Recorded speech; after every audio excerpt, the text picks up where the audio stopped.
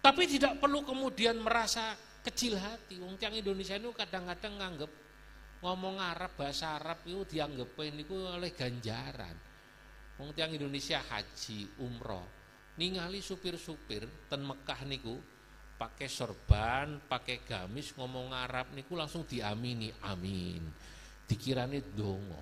Ma'assalamah fi amani syekhana Allahu rabbirhamhu rabbi ruhina ya Rabb. Masuk salah satu pondok yang besar di Bojonegoro. Makanya Masya Allah para rawuh, para alumni yang terus mempercayakan pendidikan putra putrinya ten pondok niki pun respon. Napa malih pondok ini berkaitan erat dengan Nahdlatul Ulama. Loh, karena sekarang ini hati-hati harus, kalau kita mau cari pondok itu harus hati-hati. Salah guru bahaya. Al-ilmu dinun fanzuru amman ta'khuduna dinakum. Kata para ulama, sebab ilmu itu adalah agamamu. Fanzuru amman ta'khuduna dinakum. Kalau Anda mau belajar agama, carilah guru, carilah pesantren yang tepat supaya tidak salah pahamnya. Wau Yai Mun'amul Khair cerios kali kula saat tadi di belakang. Beliau katakan ten Bojonegoro niki nggih sanjange aparat beliau ada tokoh-tokoh HTI sekian puluh, pengikutnya sudah sekian ratus, bikin pengajian-pengajian, bahkan mungkin ada yang sembunyi-sembunyi, mungkin bikin sekolahan-sekolahan yang mungkin kita semua tidak sadar itu pahamnya berbeda dengan kita. Baik paham bernegara, kalau HTI ini kan masalahnya paham bernegaranya menurut kita tidak sama. Kalau saya ditanya bedanya nopo nih HTI niku, ya HTI niku sesat dalam bernegara. Sesat dalam apa? Bernegara. Beda dengan kita. Kalau kita jelas ya, negara ini NKRI harga mati. Lah niku ngajari kita bikin negara baru, makanya kalau HTI niku sesat dalam bernegara. Ada lagi yang sesat dalam beragama, ada juga. Lah makanya harus cari pondok yang tepat. Cari ulama-ulama pesantren yang sanate nyambung. Mbah Abu Dzar nyambung kalih Mbah Ihsan Jampes, kalih Mbah Hasyim Asy'ari. Mbah Hasyim Asy'ari nyambung kalih Mbah Khalil Bangkalan. Mbah Khalil Bangkalan nyambung juga kalih Syekh Nawawi terus. Kemudian Mbah Hasyim Asy'ari juga nyambung selain pada Mbah Khalil Bangkalan nyambung kalih Syekh Mahfud Termas. Lah ini yang sanatnya jelas. Nek mboten bahaya. Nek mboten napa bahaya. Maka tadi sambil jalan kula niku kadang-kadang nek lagi enak niku nggih damel syair. Lah kula niku angsal kok kalih bait mawon ya. Mboten usah dipaksakan, cuma 2 bait tapi saya cerita tentang pondok niki. Kata saya dalam syair itu, idza syi'ta an tatlub uluman mubarakah abadzarrina fadhhab wa irquka salihun.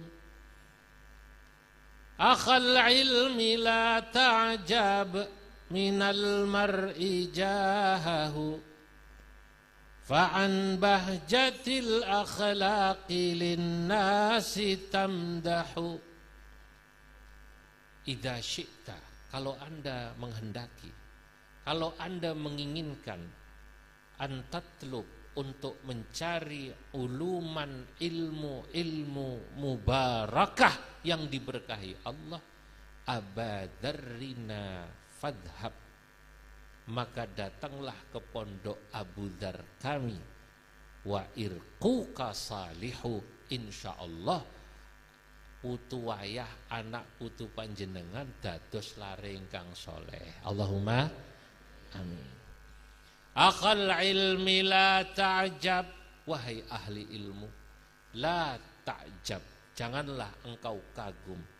Minal mar'i jahahu, dari seseorang karena pangkatnya, karena kekayaannya, bahkan mungkin karena ilmunya.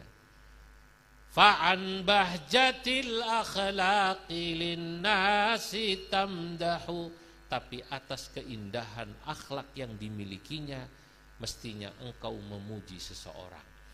Lah, kita tahu bahwa yang mondok, insya Allah di pondok ini, karena ini termasuk pondok yang kuat tradisi sanad keilmuannya termasuk akhlaknya, insya Allah lare-lare panjenengan sami pertama dapat ilmu yang berkah, amin. Kedua dapat akhlak yang bagus, karena ini sesungguhnya salah satu keunggulan pondok pesantren ya dua ini. Pertama ilmu, kedua akhlak. Transfer ilmu dan akhlak ini mungkin yang masih kuat ya hanya di pesantren. Adapun ilmu kita tahu ulama-ulama Nusantara sejak dulu. Itu kenapa NU pada muktamar tahun 2015 mempopulerkan istilah Islam Nusantara. Ini banyak orang bertanya, itu apa sih kok Islam Nusantara?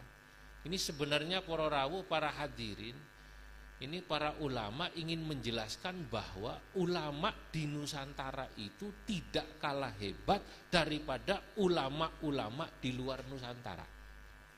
Mohon maaf, selama ini banyak orang seringkali menganggap remeh atau memandang sebelah mata ulama-ulama Nusantara.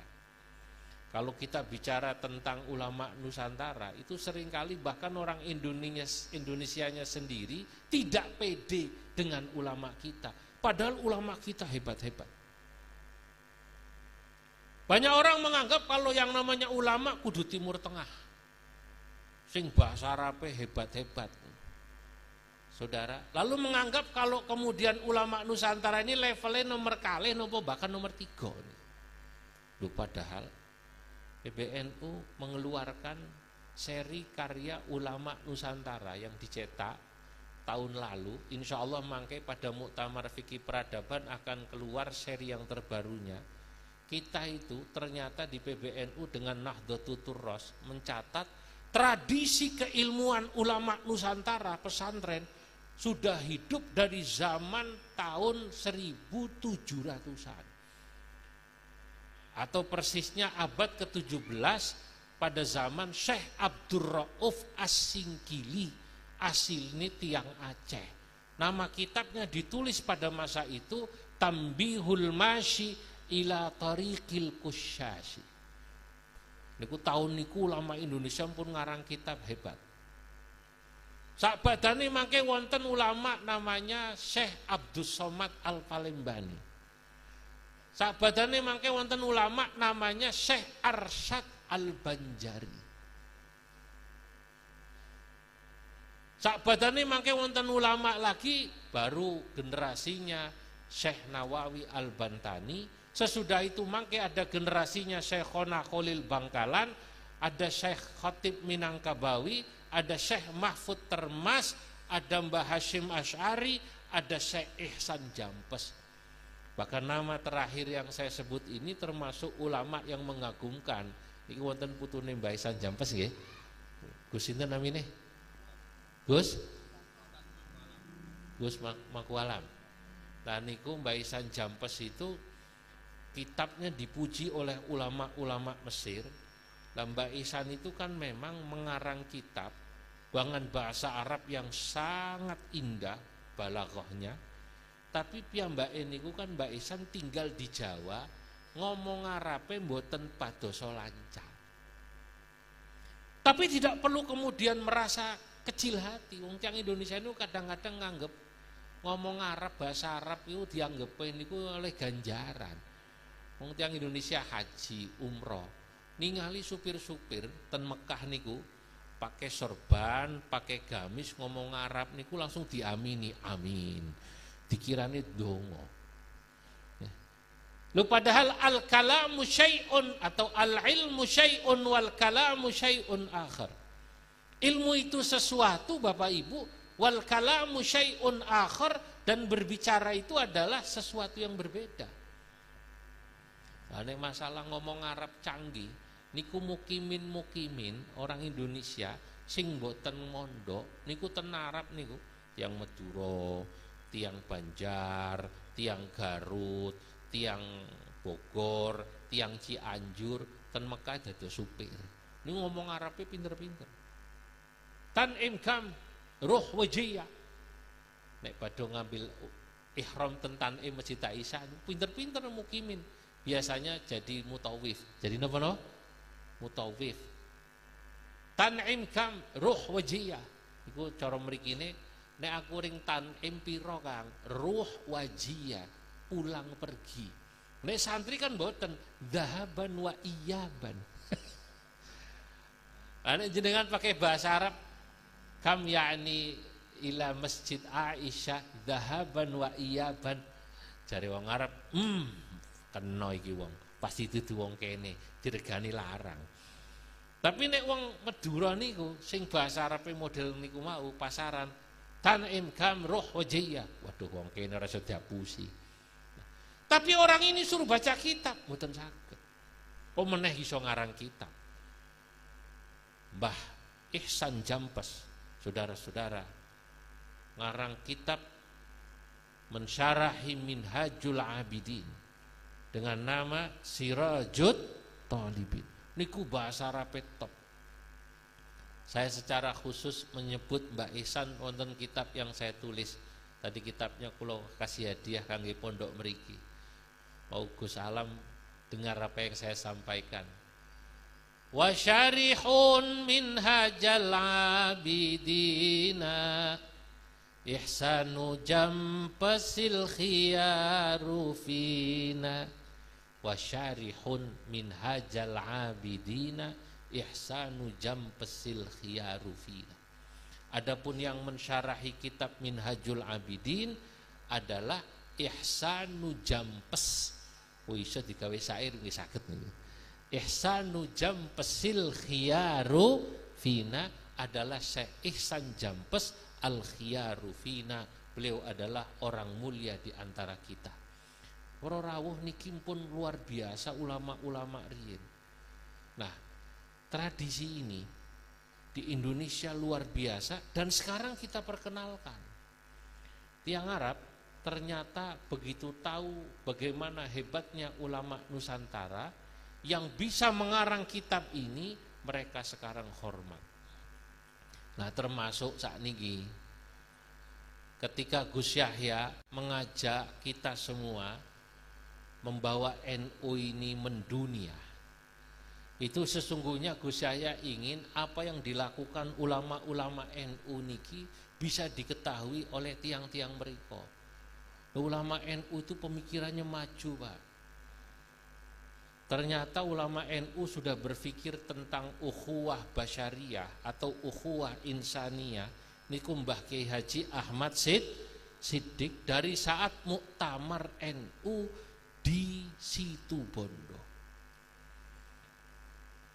Lah, ulama-ulama Timur Tengah, ngapunten, baru belakangan kemarin Syekh Ahmad Thayyib Mesir dengan Paus Fransiskus yang menandatangani di Uni Emirat Arab baru beberapa tahun yang lalu, persisnya tahun 2019. Berarti apa? Konsep ukhuwah basyariyah lan insaniyah niki kangge masyarakat supaya rukun lebih dulu ulama-ulama Indonesia. Salamah fi amani syekhana Allahu Rabbi irhamhu